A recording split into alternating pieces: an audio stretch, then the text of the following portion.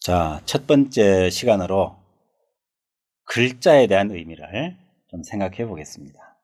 질문부터 드릴까요? 간과 지가 있습니다. 물론 10간 12지가 되겠죠. 간이 양일까요? 지가 양일까요? 이런 질문을 던져봅니다.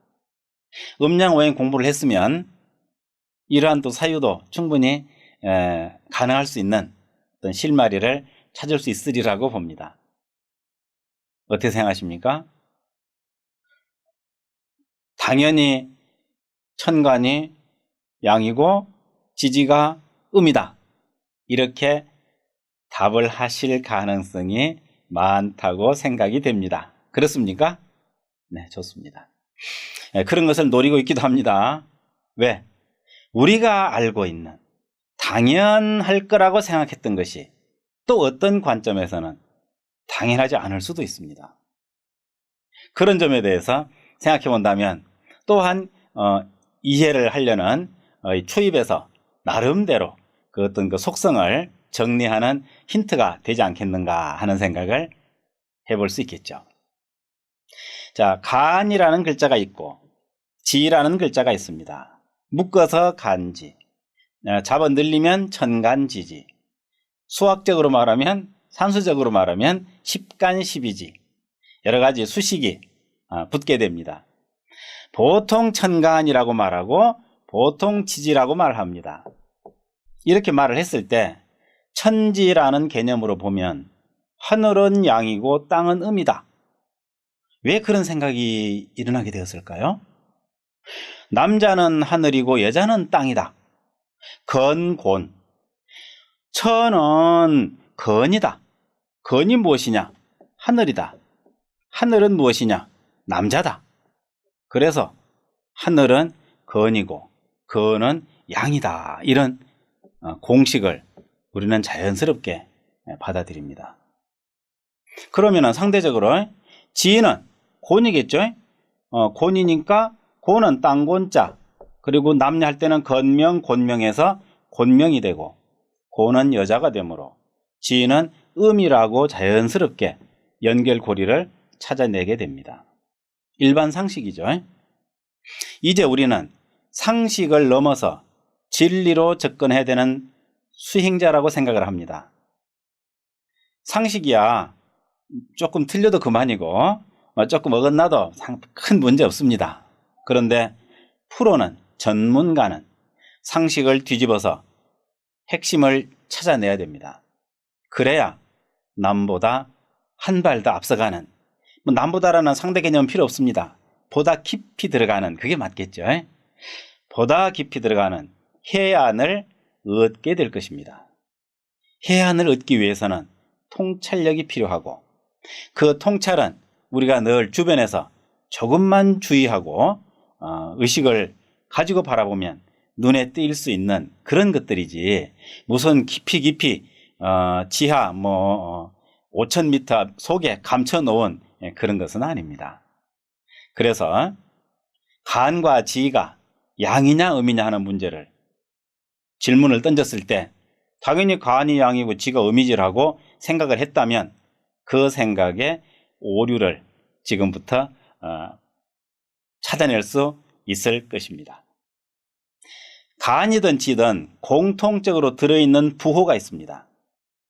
간에 들어있는 글자 10자죠. 지에 들어있는 글자 10자입니다. 공통이네요. 재밌습니다.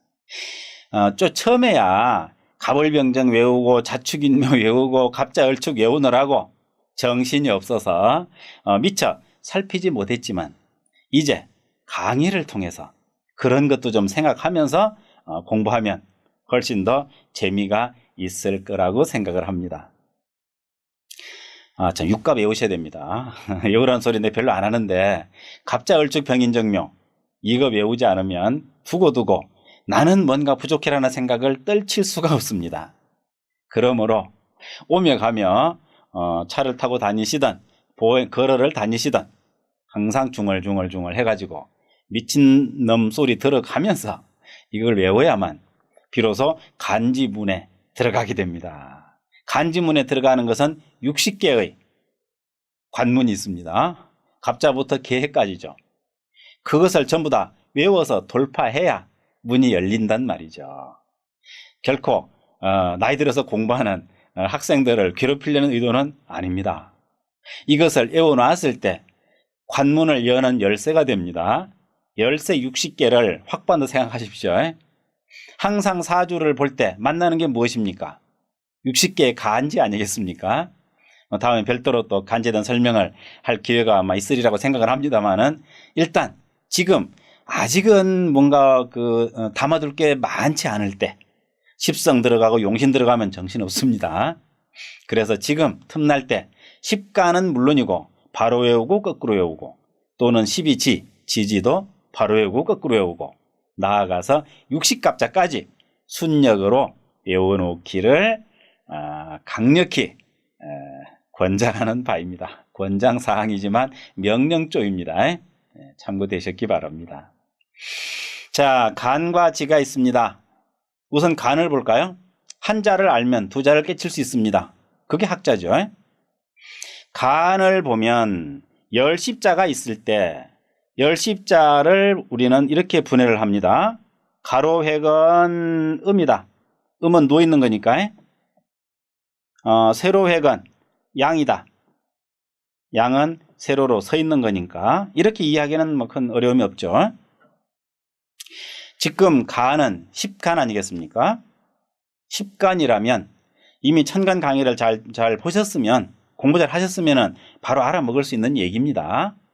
항상 공부는 반복하면서 한 발씩 나아가는 것이다. 이렇게 이해할 수가 있겠죠. 음에는 을이 있고 정이 있고 기가 있고 신이 있고 개가 있죠. 이렇게 해서 천간 오음이 되고, 그것이 가로획 속에 포함되어 있습니다. 글자는 안 보이지만 뜻은 보여야 되겠죠.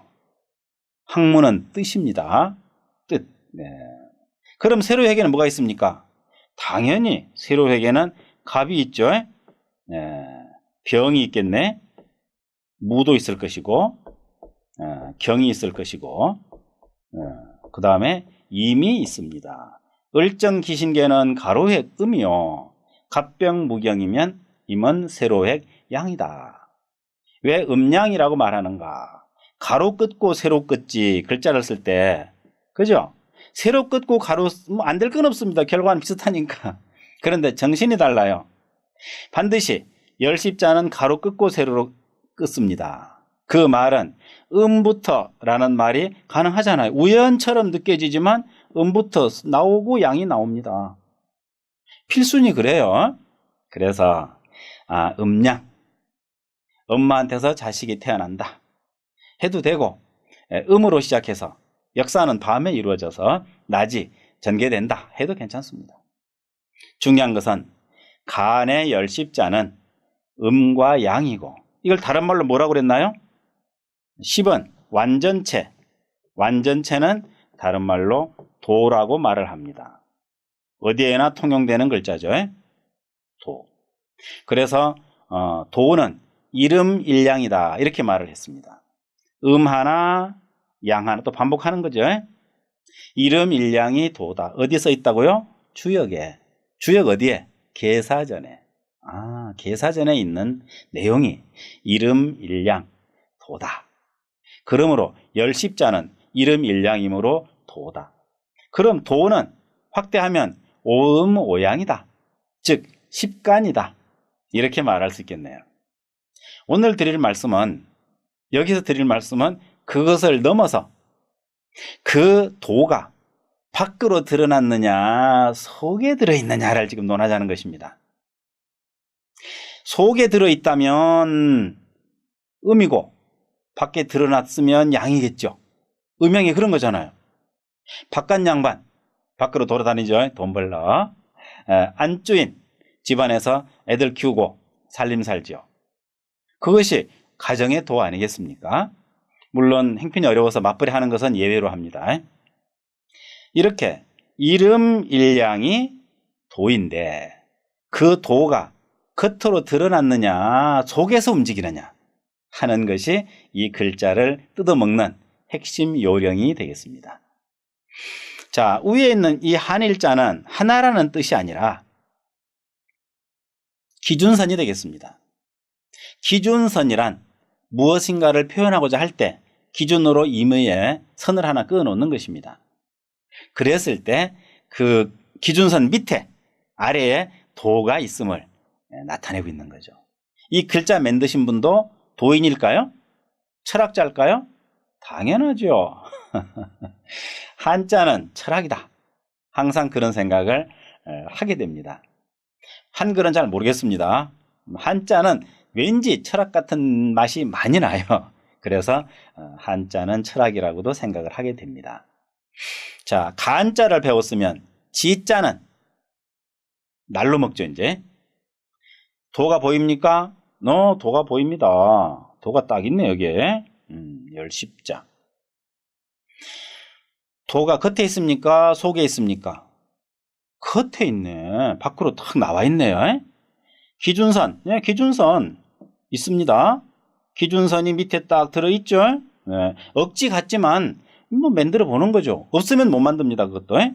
그렇다면 간자를 뒤집어 놓으니까 이렇게 되네.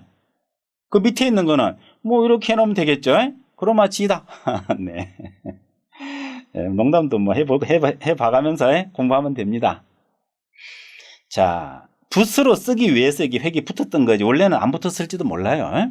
원래를 누가 알겠습니까? 자, 중요한 것은 도가 드러났다 하는 얘기를 하고 싶은 거죠. 기륭을 판단할 때 옛부터 책을 보면 지지에 대한 얘기가 참 많이 나옵니다. 천간 얘기는 거의 없어요. 왜 그럴까? 그 의미를 생각해 보면 지지에서 모든 것이 드러나기 때문이 아닐까 이런 생각을 해보게 되는 것입니다. 사실은 지지가 자꾸 음적인 요인이라고 생각이 되는 것 중에 하나가 지장간 때문이기도 합니다. 장, 숨을 짱자, 감출 짱자.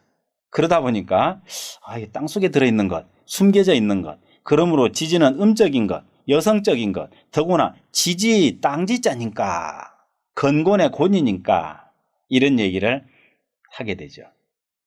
그런데 왜 그럼 간이 음이냐? 천간을 공부를 잘 하셨다면 간은 마음이라는 것을 눈치챘을 것입니다. 마음이 보입니까? 마음이 보이는 사람은 독심술가가 되겠죠. 마음이 보이니까 읽을 수 있을 거 아닙니까? 대부분은 마음은 보이지 않습니다. 가만 앉아서 코만 쳐다보고 있으면 마음이 안 보입니다. 고로 천간의 간은 마음이기 때문에 보이지 않습니다. 그래서 도가 기준선 밑에 있는 거죠. 없는 건 아닙니다. 이렇게 큰한 도가 있지 않습니까? 이렇게 클 수가 없습니다. 그런데 드러나지 않습니다. 도가 드러나면 뭐가 됩니까? 볼까요? 도가 드러났네요. 선비사.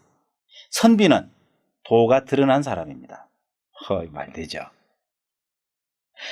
도가 크게 드러나면 선비가 되고 조금 드러나면 뭐가 될까요? 조금 드러나면 땅이 됩니다. 길이가 가로의 음핵의 길이에 따라서 선비가 되고 땅이 됩니다. 자, 뭔가 인위적으로 노력을 해서 드러나는 것은 선비라고 할 수 있겠네요. 선비는 도를 말하는 사람. 선비가 돼가지고 도를 말하지 않으면 잘못된다면 그건 선비가 아니죠. 선비가 아니면 뭐냐? 사기꾼 이렇게 말을 합니다. 자, 이 도를 간자를 뒤집으면 선비사가 되는데 그러기 전에 선비는 도를 배워야 그 도를 말할 수가 있으니 지금 이제 간이라는 도를 막 떼고 지로 들어온 상태라고 하겠습니다. 그럴 때 간의 의미를 다시 한번 정리해보고 지로 들어갑니다. 지는 도가 드러났습니다. 딱 드러나고 밑에 받침까지 해놨네요. 딱 받쳐놓습니다. 이 지자를 이렇게 써도 되지만 다른 모습을 한다면 이렇게 뭔가 밑에 책상 올려놔야 되지 않을까요? 가능할 것 같습니다. 아니면 밑에 글자를 따로 봤을 때는 무슨 글자입니까? 이게 또 우자다. 또는 하나 더 있다는 얘기죠. 또 있다. 그래서 추가라는 얘기입니다. 도 하고 추가 이렇게 되네요. 재밌네. 자, 이런 식으로 지라는 글자를 보면서 어떻게 정리하면 되느냐? 도가 드러난 모습이다. 그 도는 12가지로 모습을 드러낸다. 이제 비로소 아무것도 보이지 않던 천간에서 그것이 지로 바뀌면서 드러나는 것이다. 그러므로 가는 음이고 지는 양이다. 이렇게 음양을 뒤집어 버리는 거예요. 그런다고 그래서 또 그냥 엄청난 지진이 난 것처럼 화들짝 놀라셔가지고 야, 나홀한테 얘기 들었더니 간이 음이고 지가 양이래. 네, 이렇게 또 할 것까지는 없습니다. 음양은 항상 상대적이죠. 그런데 유심론으로 보니, 마음으로 보니 보이지 않는 것은 음이고 드러나는 것은 양인데 간의 마음이 지로 드러난다는 얘기입니다. 그래서 지는 조금 복잡합니다. 복잡하지만 다 이해할 수 있는 꼬투리, 실마리는 다 들어 있습니다. 지가 왜 어렵게 느껴지는가? 드러나기 때문에 그렇습니다. 속에 들어있는 것은 순수한데 드러나면 복잡해지거든요. 그래서 지가 조금 복잡해서 두 글자가 늘어났습니다. 10자에서 12글자가 됐으니까. 두 글자밖에 안 늘어났습니다. 다행히. 그래서 이 점에 대해서 잘 이해하면 지지 공부는 이제 졸업하는 걸로 봐도 되겠고, 지지를 졸업함과 동시에 간지를 졸업하게 됩니다. 지도 어차피 간을 떠나 존재할 수 없거든요.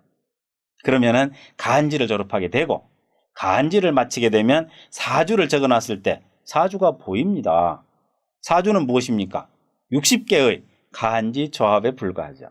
혹은 하나씩 있거나 혹은 겹쳐 있거나.